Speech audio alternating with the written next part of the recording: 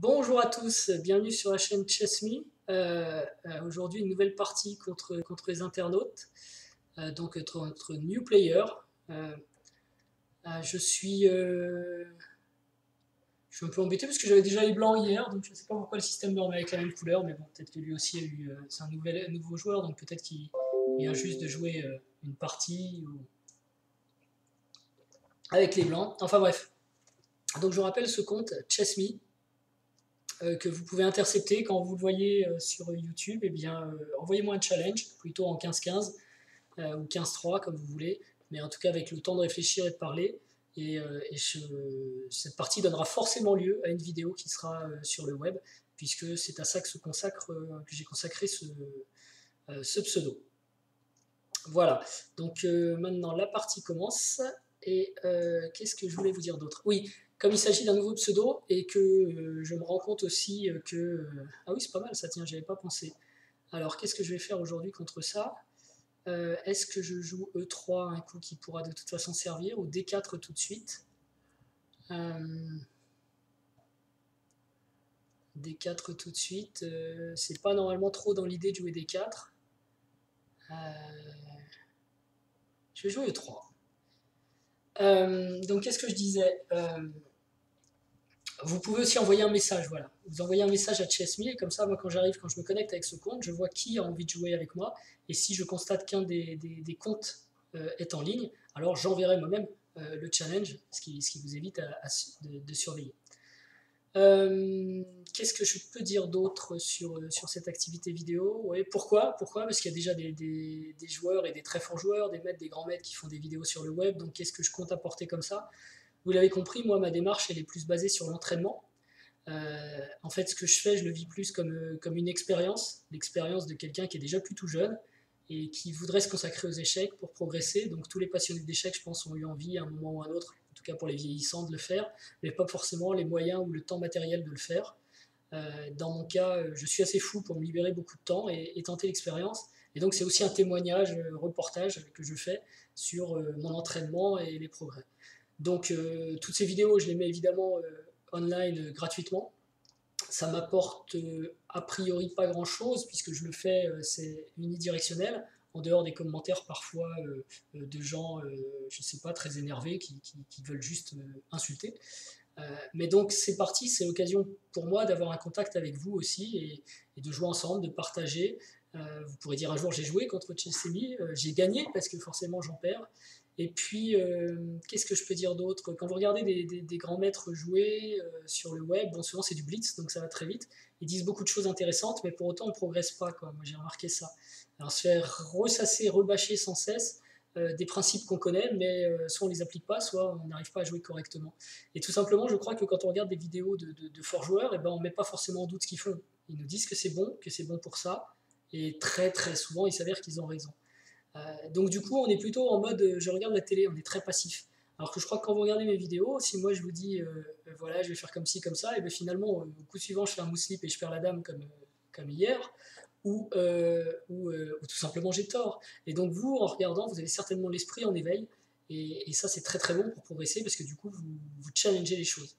C'est un petit peu comme dans les livres. Alors attendez, je vais regarder la position quand même. Qu'est-ce qu'il veut faire là? Il veut peut-être pousser ça. Pour l'instant, c'est pas possible. Je serais peut-être bien avisé de reculer mon roi de cette diagonale qui est un peu dangereuse, et puisqu'il peut pousser là aussi. J'avoue que ça me gêne pas trop. Puis on prend, puis on reprend. Euh, c'est défendu par le fou. Maintenant, ça peut être gênant si je veux jouer B3, oui. Parce que du coup, j'aurais plus cette ressource. Euh, alors, je peux jouer D3. Parce que moi, mon idée, c'est plutôt de vouloir pousser E4 en fait. Donc D3 dame E1, selon le plan, on va dire hyper classique, quoi. On va faire ça. Son cavalier est un peu bizarre dans cette position, parce que il y a ça qui est dans l'air peut-être. Mais... qu'est-ce que je disais? Ouais, comme les livres. Dans les vieux livres, vous lisez un vieux livre d'échecs, vous avez la possibilité de remettre en cause les variantes qui vous sont proposées, parce que c'est juste l'auteur qui les a écrites, et on ne sait jamais, il a pu se tromper, et souvent il y a des erreurs. Alors que dans les nouveaux livres, tout a été testé informatiquement, et c'est plutôt aseptisé, il n'y a pas de surprise. Donc les variantes sont bonnes, c'est intéressant de nous dire c'est comme ça que ça marche. Mais en fait, donc, c'est pas forcément en s'entendant dire que c'est comme ça que ça marche qu'on progresse, mais c'est plutôt en testant par soi-même. Donc les idées, vous les avez entendues, vous les avez rebâchées. Maintenant, ce qu'il faut, c'est apprendre, calculer par soi-même, et donc vivre ces parties. Ah, excusez-moi. Ok, donc qu'est-ce que je disais? Je sais plus du tout, mais peu importe. Ouais, il faut vivre les parties, faut être dans le coup. Alors attendez, je vais m'intéresser un petit peu à celle-ci maintenant. Petit roc, ok. Donc je pense que je peux jouer dame E1 pour soutenir mon pion et préparer B3 en fait s'il se passe rien. J'aimerais bien jouer B3 puisque ce fou serait vraiment bien sur cette diagonale en fait. Ça va être difficile hein, parce que la dame peut venir évidemment. Euh, mais lui il a un problème ici avec ce fou. Donc voilà.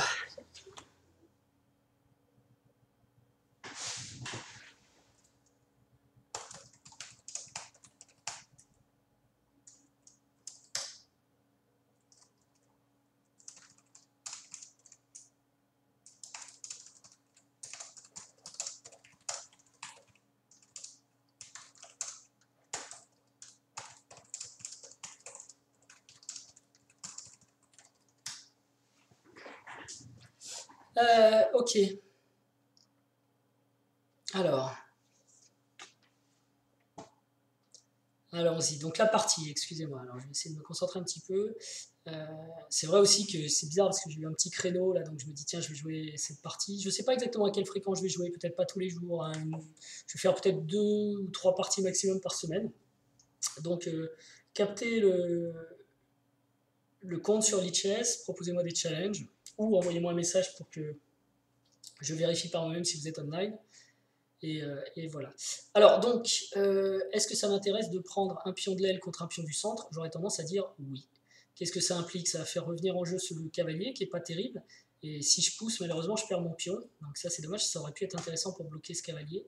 Si j'attends, il a la menace E4 qui me fait pas super plaisir. E4, pion prend. J'ai mon développement à faire aussi, donc il faut peut-être pas trop que je traîne. B3, c'est aussi un coulant d'ailleurs. Donc je peux peut-être prendre, laisser un cavalier prendre et jouer cavalier C3 pour me développer, ou cavalier D2. Mais ça va être embêtant parce que ça va être ouvert. Est-ce que je peux jouer E4 par moi-même? Pion prend. Bah non, je peux pas, je suis cloué. Voilà, game over. Donc je vais plutôt jouer la carte développement. Ce qu'il y a, c'est qu'il faudra que je puisse bouger mon roi un jour là pour me déclouer. Donc la carte développement, ça va être de sortir ce cavalier. Et puis je garde quand même l'idée fou B2 sous le coude, mais je suis pas sûr parce que ce pion va quand même bientôt être sous une très forte pression. Donc finalement le fou est peut-être pas mal ici. Euh, je pense qu'il faut qu'il reprenne avec ce cavalier qui est mal placé. Et là je fais rien. Dans ce cas-là, je me développe avec cavalier C3. Bon, s'il joue fou B4, je dois avoir quand même A3, donc c'est pas trop gênant. Et puis là, il y a une fourchette quand même, hein. Cavalier prend, puis on pousse. Qu'est-ce qu'il fait dans ce cas-là? Il y a toujours un petit point qui s'affiche? Non, ça reste pas. Si cavalier prend, D4. Tout dépend de ce qu'il peut faire avec son fou, donc il peut menacer la dame, mais dans ce cas-là, je le prends. Et ouais, ça m'a l'air de perdre une pièce cette affaire. Maintenant, c'est pas génial parce que je suis pas bien développé, mais bon, une pièce, il faut aller la chercher.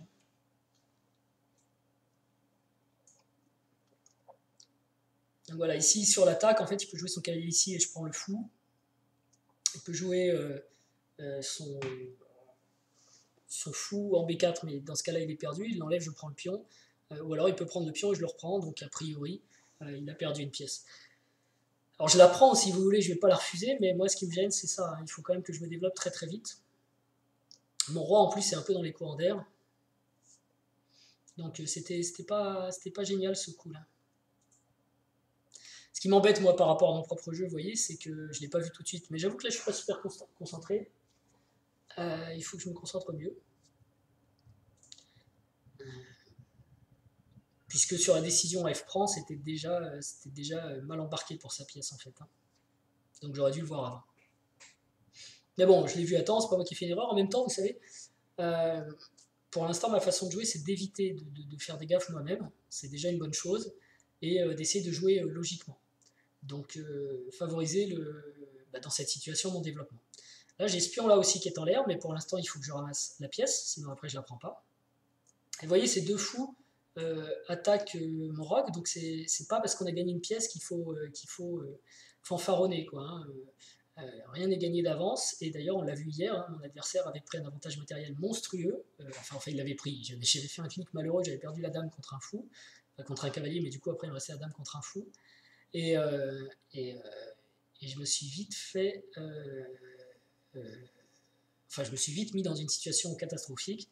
Et pour autant, mon adversaire a totalement perdu les pédales et perdu. Donc une pièce, c'est bien, mais il faut rester concentré. Normalement, on doit gagner. D'ailleurs, c'est une pièce contre un pion. Donc là, il faut que je me développe, j'ai dit. Hein. C'est mon propos numéro 1. Je ne peux plus jouer B3 à cause de la présence de fou, évidemment, sur la diagonale. Ce serait une catastrophe. Donc j'envisage cavalier C3, puisque si fou prend C3, j'ai dame prend C3. Ça me va bien. En échange, j'ai l'avantage matériel. Et je pose une petite pression quand même sur D5. Donc je vais jouer ça tout de suite. Pour l'instant, madame est pas mal parce qu'elle défend aussi G3, donc toutes ces attaques à base de... Vous voyez, il va peut-être jouer du dame G5, dame G5 pour venir attaquer E3 ou G3, mais dans ce cas-là, tant que mon fou est sur cette diagonale, tout est à peu près défendu. Alors ici, il se développe, c'est bien, il défend, c'est bien. Est-ce que j'ai E4? E4 qui serait un peu un coup libérateur. Hein. Problème de 4, il y a D4 surtout. Parce que tout ce qui est à base d'échange, ça doit aller, ça me rend service, mais D4, c'est plus embêtant. Alors sur D4, j'ai cavalier D5, mais il y a peut-être C6. Et cavalier F4. Qui devrait un petit peu l'embêter. Ou alors, qu'est-ce que je peux faire d'autre en fait? Déjà, je peux réfléchir, c'est un jeu de réflexion, donc il ne faut pas s'exciter, il faut réfléchir. Ces fous sont forts, c'est sûr que je voudrais absolument réussir à échanger un fou. Donc D5, D4, enfin E4, pardon, D5, cavalier D5, ce cavalier va l'embêter, donc soit il échange, et je suis bien, parce que fou prend, et le pion est défendu par mon fou. Il a plus de fou de case blanche, j'ai la paire de fous. Ou alors il joue C6 pour dégager, je joue cavalier F4 qui attaque le fou E6. Il ne peut pas venir ici, il peut venir ici. Et dans ce cas-là, j'ai un beau cavalier et je peux jouer... Non, je ne peux pas jouer fou F4. Mais si je veux en fait sortir mon fou, là, pour la case F4, il faut quand même que je pousse. Donc je vais tenter ça. Ouais, je pense vraiment qu'il faut que je tente E4. Après, son fou là va être embêtant, il peut venir aussi ici en C4. Où est-ce que je viens positionner mon cavalier en E2 pour le mettre sur la belle case F4 ou la belle case D4? Ça, c'est une idée aussi. Parce qu'en plus, ça embêterait. Ouais, allez, on va faire ça. L'idée, c'est qu'il a décidé de défendre avec ce fou. Donc quand je viens ici, le fou ne peut plus s'en aller. Et donc, je ferai l'échange. Je perds un peu de temps, mais en même temps, c'est ce fou qui m'embête le plus. C'est celui que je pourrais, peut-être, hein, d'après ma compréhension, essayer de prendre. Par ailleurs, le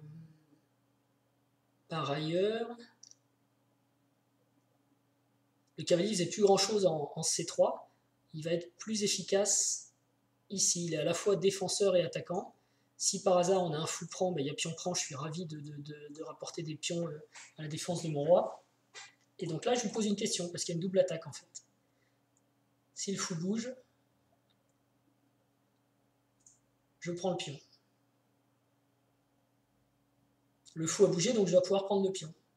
Alors est-ce que je le prends avec mon fou? Ça, ce serait pas une bonne idée, parce qu'il y aurait fou prend, et du coup mon fou sera en l'air. Est-ce que je le prends avec le cavalier? Donc il va peut-être... attention, parce qu'il est sur le contrôle de cette case. Donc par exemple, si le tour... si je joue cavalier prend D5, tour D8, qu'est-ce que je... Bon, il menace dame ici, mais c'est pas grave, finalement, j'ai 2 défenses, tout va bien. Donc je gagne encore un pion. Bon, bah écoutez, je vais le prendre, c'est peut-être un peu gourmand tout ça, mais pour l'instant, je vois pas de menace meurtrière de la part de mon adversaire. Faut que je fasse attention à mon roi quand même sur cette diagonale, il peut se passer des choses, ça il faut toujours que je l'ai en tête.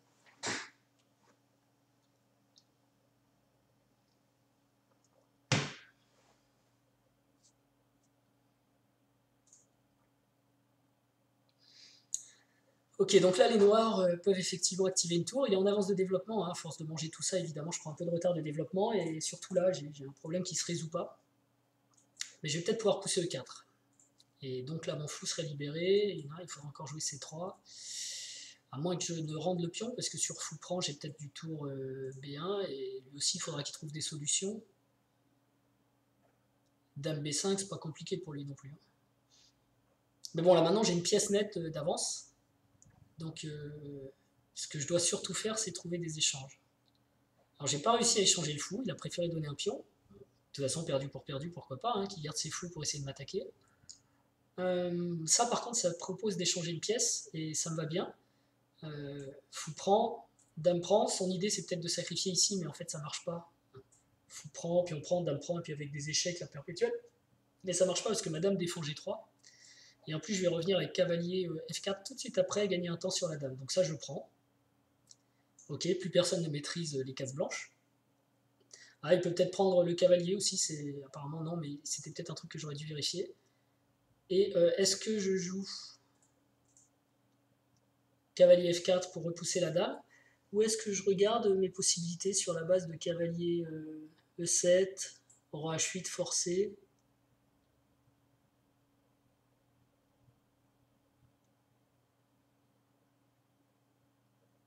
Et... Ah non, j'ai pas encore la dame, sinon je jouais dame F5 et je me dis on est presque sur un échange de dames obligatoire. Ça m'intéresse aussi l'échange de dames forcé. Après, il faut vraiment que je règle mon problème de développement ici.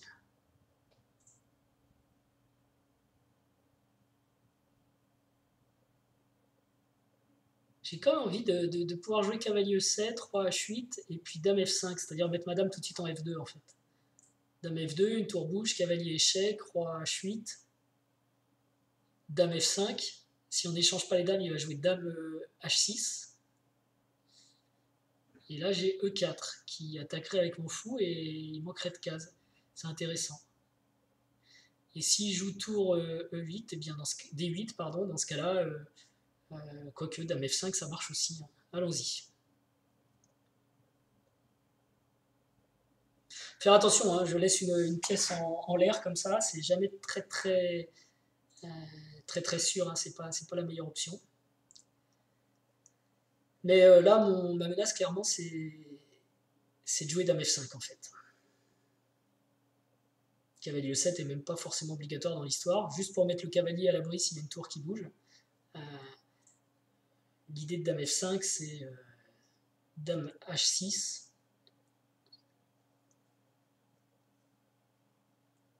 Alors est-ce que je joue dame F5? Si dame prend cavalier E7 échec, roi H8, cavalier reprend ici, je suis bien. Ou est-ce que je joue cavalier échec d'abord et dame F5 ensuite? Pas mal non plus, hein. Bon, en même temps, ça change pas grand-chose, hein. Sauf que ça change un truc, c'est que si dame prend F5, il y a tour prend F5 qui menace le fou. Donc ça, c'est intéressant, c'est un gain de temps. Par contre, c'est embêtant parce que cavalier échec roi, H8, dame F5, dame prend, tour prend. Faut quand même que mon cavalier puisse ressortir de l'histoire, hein, sans se prendre un G6 qui le bloquerait. Dame prend, tour prend, c'est à lui de jouer de toute façon.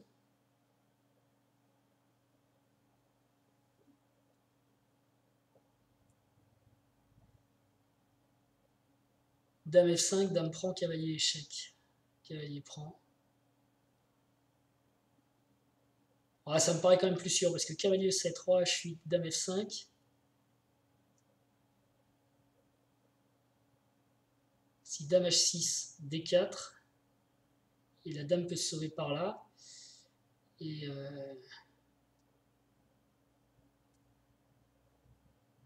avec échec en plus. Alors que là, je tire l'échec justement de la dame. Donc dame F5, si dame H6, E4, ouais d'accord, et ça tient le cavalier. Allons-y. J'espère que c'est bon. L'idée c'est que si dame H6, E4, il n'y a pas dame B6 échec parce que le cavalier justement il est bien, il rend la case. Ok, donc là je fais échec comme ça pour replacer mon cavalier et reprendre la dame juste derrière. Avec le cavalier parce que j'ai peur sinon de G6 qui ferait fuir. Mon cavalier tient cette case, la tour peut pas rentrer là, elle peut pas rentrer là, et on a échangé les dames. Voilà, bon c'était un peu houleux, mais c'est un moyen comme un autre si vous voulez de s'en sortir. Alors maintenant j'aimerais bien échanger ce fou parce qu'il est vraiment fort. Et, et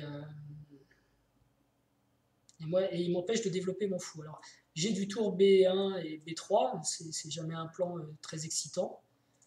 Je peux jouer C3, mais alors ça enferme encore mon fou, sauf qu'après E4, peut-être il ressortirait. Du coup, il pourrait rentrer ici avec sa tour. Il faut vraiment que je trouve un développement rapide. New player 12, alors je sais pas pourquoi il y a autant de new player. Ok. Qu'est-ce que lui peut faire maintenant? Qu'est-ce qu'on peut faire avec les noirs? Il a une structure de pion qui est vraiment géniale, elle est très fiable. Par contre, il n'y a pas de pions centraux. C'est pour ça qu'il faut que j'avance aussi mon pion central. Je suis là au centre, il faut que je le dise. Après, il va peut-être être un peu faible, un peu difficile à défendre. Surtout tant que la deuxième tour n'est pas sortie. Mais enfin, si je pousse E4, fou F4, bon, je perds ce pion. Et voilà, et monsieur précise ses ambitions. Maintenant, si mon cavalier bouge, j'aurai une menace sur F7. Ça, c'est intéressant. Parce que, par exemple, je peux jouer cavalier D4. Et s'il lui prend l'envie de faire fou prend, pion prend, tour prend, hop, je fais tour prend et je rentre sur la 7ème. Ça, c'est génial. Ouais, c'est génial. Il peut rentrer ici avec échec, mais c'est pas la fin du monde. J'ai une espèce de clouage embêtant que je pourrais sortir avec B3 et fou B2. Donc ça me donne envie presque de donner ce pion qui est quand même faible pour tout échanger et rentrer sur la 7ème. Alors qu'est-ce qui se passe sur cavalier prend, fou prend, pion prend, tour prend, tour prend. Ce qui est quand même embêtant, c'est qu'il va se retrouver avec 2 tours en train de jouer et moi une seule. Ça me plaît pas. Alors, je vais peut-être jouer E4. Il peut pas faire, si, il peut faire fou échec, mais je serais content. Je vais risquer de perdre mon pion en fait, mais pour jouer fou F4, pour me développer. Ce pion est faible, de toute façon j'ai toujours une pièce d'avance. Plutôt que de me prendre la tête, je pense que... Et s'il prend pas ce pion, qu'il prend B2, je pourrais jouer tour B1, fou D4. Non, fou D4, toujours pas possible tant qu'il y a mon cavalier. Ou alors je joue C3. C3, tour D3 et E4. Bon, je donne la case D3, mais au coup suivant, je peux sortir mon fou. Peut-être je résous ce problème, quoi. Bon, maintenant, il y a peut-être des attaques comme ça, je sais pas. Prochain coup E4 et fou F4. Mon idée, c'est quand même de sortir mon fou pour lier les tours. Ce que vous avez vu là dans la variante que je regardais avec cavalier D4, c'était intéressant parce qu'on échangeait tout. Sauf que, enfin, j'ai changé son fou qui m'embête. Sauf qu'après, il y a quand même les 2 tours qui viennent attaquer mon roi et moi, j'ai plus de pièces, quoi, en fait. Hein. Ma tour et mon fou sont fermés. Donc, je me retrouve dans une situation où j'ai presque 2 tours de moins. Alors, j'exagère, bien sûr, mais c'est un risque que j'ai pas envie de prendre. J'ai aucune raison, j'ai l'avantage matériel, j'ai pas besoin de prendre un risque. Donc je joue ce coup qui est certainement faible, hein, mais qui résout mon problème en B2. Qu'en créant D3 qui me paraît pas aussi grave, je peux toujours maintenant jouer cavalier D4 si j'en ai envie. Ce cavalier peut aussi revenir en H4. Faut faire attention parce qu'il est un peu dans la nature hein, quand même. Il ne faut pas qu'il se fasse enfermer. Et surtout, je peux jouer E4 et fou F4. Au risque de perdre ce pion. Mais c'est pas très grave pour moi de perdre ce pion, je préfère échanger les pièces et garder ma pièce d'avance. Alors c'est au risque, mais maintenant, encore une fois, je suis pas pressé. Rien ne m'oblige à le faire rapidement. Donc l'inconvénient de pousser E4 ici, puis fou F4, c'est que je vais perdre le contrôle de cette case. Donc je peux pousser E4 et jouer fou E3, fou D4, par exemple. Enfin, ce que je suis en train d'essayer de dire, c'est que je peux essayer de sortir mon fou ou en G5 par exemple, F6, ouais, je vois pas trop l'intérêt non plus. Je suis en train de chercher un moyen de sortir ma tour en fait. Ok, donc là il va doubler les tours. Je peux gagner un temps avec E4. Il y aurait tour D3. Faut pas que j'oublie que j'ai cette découverte hein, qui peut gagner ce pion là si je bouge mon cavalier, mais là je vois rien d'intéressant à faire. Donc je joue E4, tour D3, fou F4, fou prend F4, tour prend F4, tour D2, tour F2. Il a tour prend à la ligne, enfin il faut d'abord qu'il règle, donc tour prend, roi prend, tour prend E4, et tour D1. J'ai résolu mon problème de développement. C'est pas mal ça. On va faire ça. Allez, je suis prêt à rendre le pion pour développer mon fou en fait. Tour D3, fou F4, fou prend, tour prend. Je suis même pas obligé de faire tour prend, je peux peut-être faire G prend, qui désisole. Non, mais de toute façon, il va être sous la menace de la tour là. Donc fou prend, ah oui, je peux faire tour prend qui défend le pion. Tour D2, mais je suis obligé de rejouer tour F2 de toute façon pour défendre la deuxième rangée. Ça me paraît plus sûr que tour B1. Tour prend, roi prend, tour prend E4. Et après, là, clairement, j'ai quand même ma pièce d'avance. Alors, c'est là qu'il faut que je décide si je joue fou F4. C'est surtout après, est-ce que je ferai pion prend ou tour prend. Je pense que tour prend est de toute façon mieux. Et est-ce que j'ai pas aussi du fou E3? Ça, c'est sympa, fou E3, parce que... Mais fou F4, ça l'empêche de doubler les tours, ce qui est quand même intéressant. Fou E3, tour D8. Fou D4. Pas mal, ça. Mais par contre, il y a fou E3, G6. Et là, j'ai un vrai problème, parce que je défends plus mon fou. Donc, on va pas trop s'emballer, on va rester sur le plan initial, fou F4.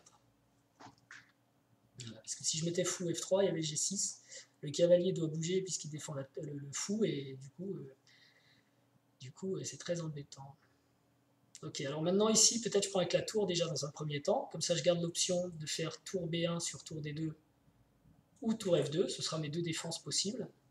Bon, après tout, tour B1, c'est peut-être pas mal. Hein. Mais je pense que c'est encore mieux de rendre le pion et d'éliminer une paire de tours. Donc, enfin, une tour. Donc tour F2, tour prend, roi prend, tour prend E4. Il est content, il a récupéré son pion. Mais après, tour E1, on est obligé de tout échanger. Je reste avec un cavalier de plus. Donc moi, je préfère encore échanger les tours. Et s'il double les tours, bah déjà je peux échanger. Je peux aussi jouer cavalier D4, suivi de cavalier F3, et là il va avoir une mauvaise surprise en fait. Cavalier D4. Du coup, il est obligé d'échanger. Tour prend. S'il joue C5, j'ai cavalier F3. Hein, c'est pour ça que je l'ai joué. Du coup, cavalier F3, il ne peut pas venir faire tour échec. Il a que tour D3. Mais mon cavalier est défendu. Et je peux jouer tour E1 et tout va bien pour moi. Ok, donc il décide de faire autrement. Alors est-ce que je joue moi-même? Tour prend E, tour prend F7 maintenant. Tour prend F7, j'aurai toujours du cavalier F3 qui défendra D2.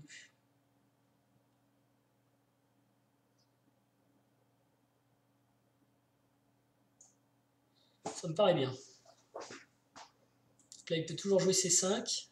J'ai même des fourchettes à base de cavalier. Ok, donc il me repousse.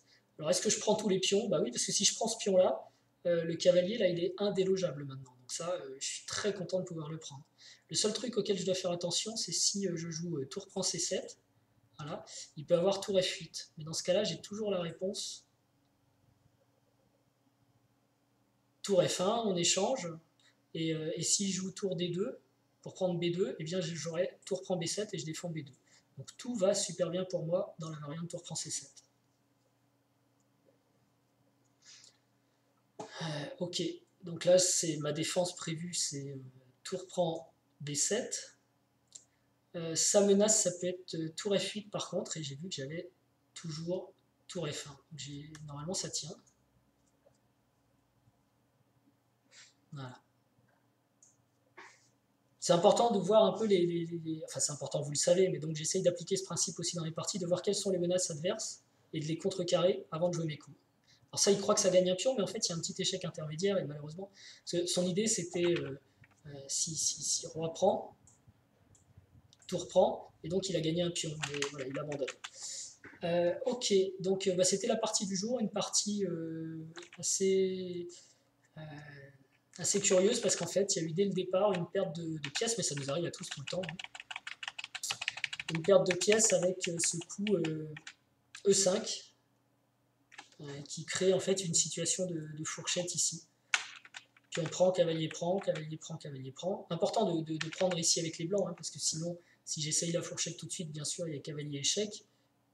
Et je suis obligé de reprendre et j'ai pas le temps de faire la fourchette. Tandis qu'avec cavalier prend est quasiment forcé. Et puis on pousse, apporte la fourchette.